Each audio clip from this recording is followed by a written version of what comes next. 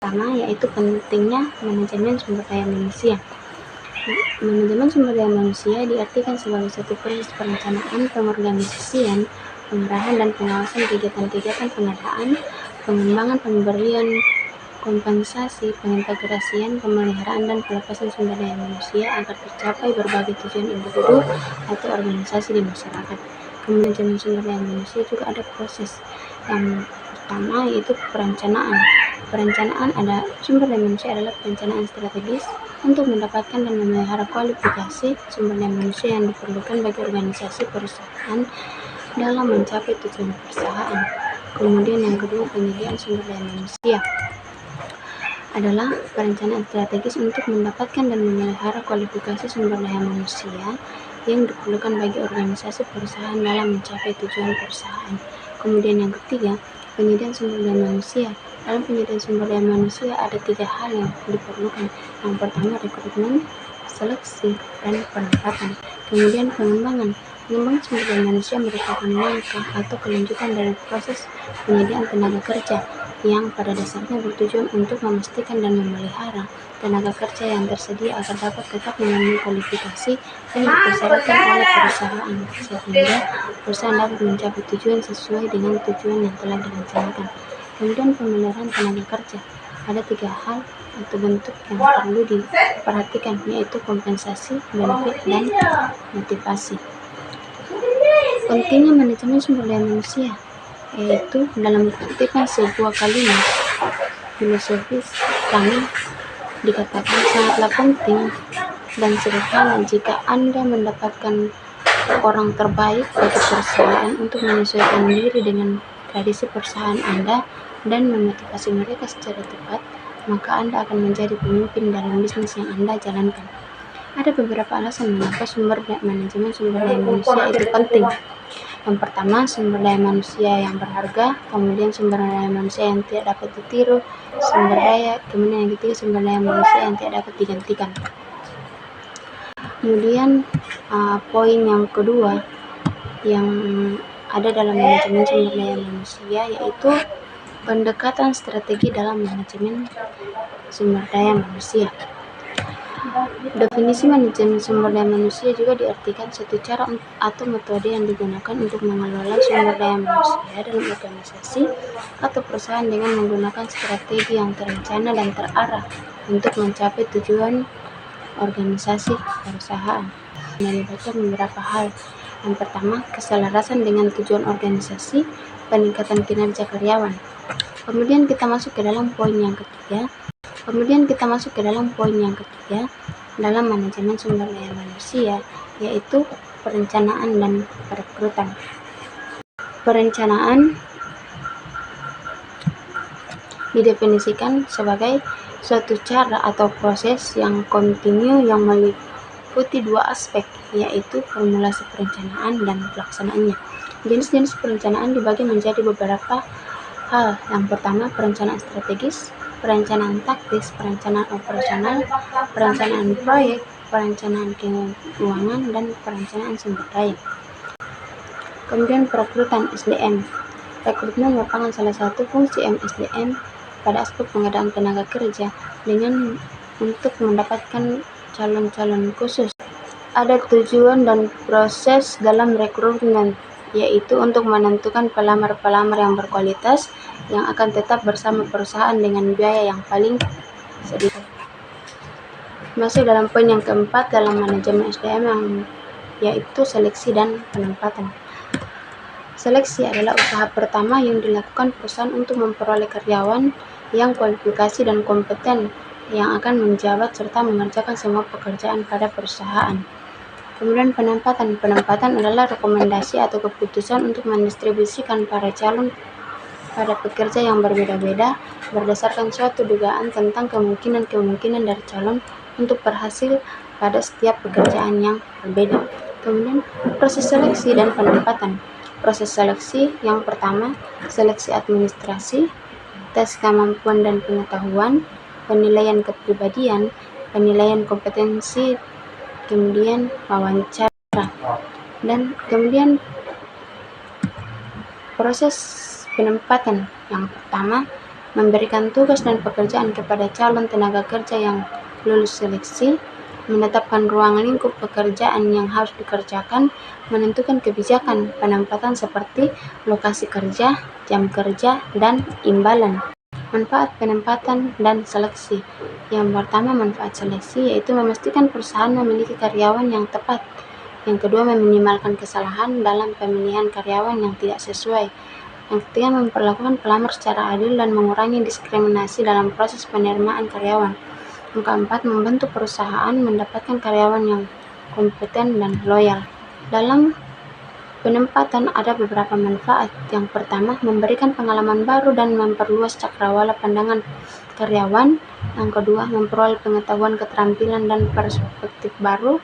Yang ketiga, meningkatkan motivasi dan kepuasan kerja karyawan. Yang keempat, menjamin penguasaan karyawan pada posisi yang tepat sesuai dengan kemampuan dan minat.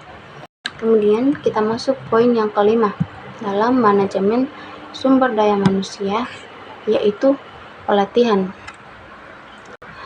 Pelatihan adalah proses yang dilakukan untuk melatih karyawan-karyawan baru yang akan bekerja pada suatu perusahaan.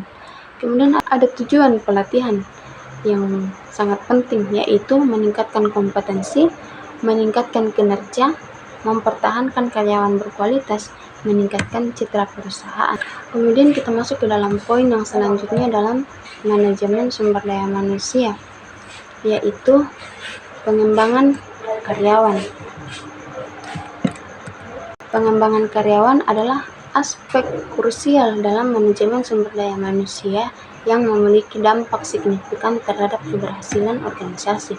Tujuan pengembangan karyawan ada beberapa.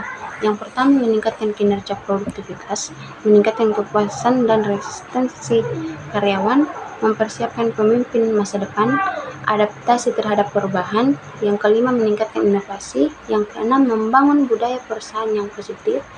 Yang ketujuh, daya saing. Tantangan dalam pengembangan karyawan ada ditemukan 3 hal, yaitu keterbatasan anggaran, resistensi terhadap perubahan, kurangnya waktu untuk pelatihan. Kemudian poin yang selanjutnya dalam manajemen sumber daya manusia, yaitu kompensasi dalam perusahaan. Kompensasi adalah imbalan yang diberikan kepada karyawan sebagai balas jasa atas kontribusinya dalam menjalankan tugas dan tanggung jawabnya di perusahaan internal. Kemudian manfaat kompensasi dalam perusahaan. Yang pertama, meningkatkan motivasi dan kinerja karyawan, meningkatkan kepuasan kerja, turnover atau perpindahan karyawan, menarik talenta berkualitas, mendorong loyalitas dan komitmen karyawan. Kemudian faktor-faktor yang kompensasi. Faktor-faktor kompensasi yang pertama, jabatan dan tanggung jawab pekerjaan, pendidikan dan pengalaman karyawan, kinerja karyawan, kondisi keuangan perusahaan, kondisi pasar dan industri, lokasi geografis, peraturan pemerintah dan hukum ketenagakerjaan. Kemudian yang terakhir, sertifikat pekerja. Kemudian kita masuk ke dalam poin yang selanjutnya dalam manajemen MSDM, yaitu manajemen kinerja karyawan. Pengertian manajemen kinerja karyawan adalah suatu pendekatan strategis yang digunakan oleh organisasi untuk memastikan bahwa kinerja individu dan tim berada dalam jalur yang sesuai dengan tujuan dan strategi organisasi. Kemudian faktor-faktor dari penerapan manajemen kinerja. Yang pertama, faktor personal atau individu, faktor kepemimpinan, faktor tim, yang keempat faktor sistem, kemudian faktor budaya organisasi, dan yang terakhir yaitu faktor komunikasi. Kemudian faktor eksternal. Yang pertama, lingkungan eksternal. Lingkungan eksternal seperti kondisi ekonomi, persaingan, industri, kebijakan pemerintah, dan pengembangan teknologi mempengaruhi strategi dan operasional organisasi. Kemudian teknologi dan inovasi. Pemanfaatan teknologi modern dan inovasi dalam proses kerja dapat meningkatkan efisiensi atau kualitas hasil kerja dan daya saing organisasi yang secara keseluruhan. Kemudian kita masuk ke dalam poin yang selanjutnya, yang perlu diperhatikan di dalam manajemen SDM, yaitu hubungan industrialnya dalam manajemen sumber daya. Apa itu hubungan industrial? Yaitu sistem hubungan antara pekerja, pengusaha, dan pemerintah yang dilandasi beberapa prinsip, yaitu yang pertama kerjasama, yang kedua kesetaraan, yang ketiga saling menghormati. Ini bertujuan untuk menciptakan lingkungan kerja yang harmonis dan berkeadilan.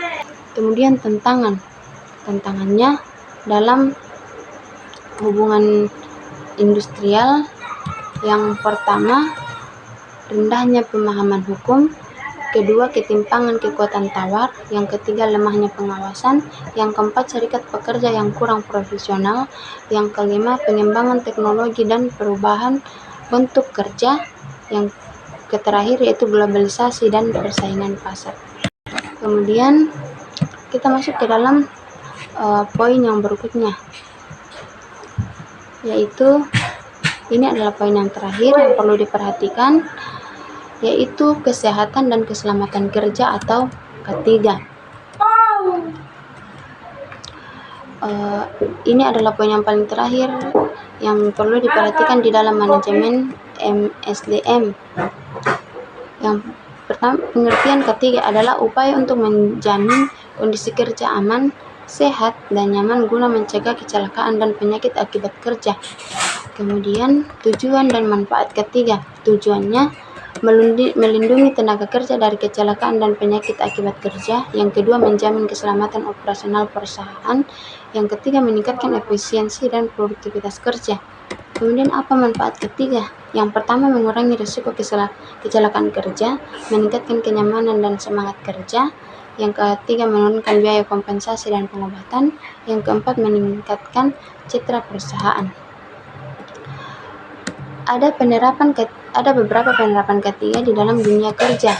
Langkah-langkah penerapannya itu identitas bahaya, menentukan potensi bahaya di lingkungan kerja. Evaluasi risikonya yaitu menilai dampak yang mungkin ditimbulkan. Kemudian yang kedua, pengendalian risiko menggunakan ADP, SOP, pelatihan, dan pengawasan. Kemudian yang ketiga, monitoring dan evaluasi, yaitu melakukan audit dan perbaikan secara berkala. Kemudian ada beberapa tantangan dalam pelaksanaan K3, yaitu kurangnya kesadaran dan pemahaman pekerja terhadap pentingnya K3, keterbatasan dana untuk pelatihan dan pengadaan APD, tidak adanya budaya keselamatan kerja dalam organisasi. Kemudian yang terakhir, kurangnya pengawasan dan penegakan hukum dari pemerintah.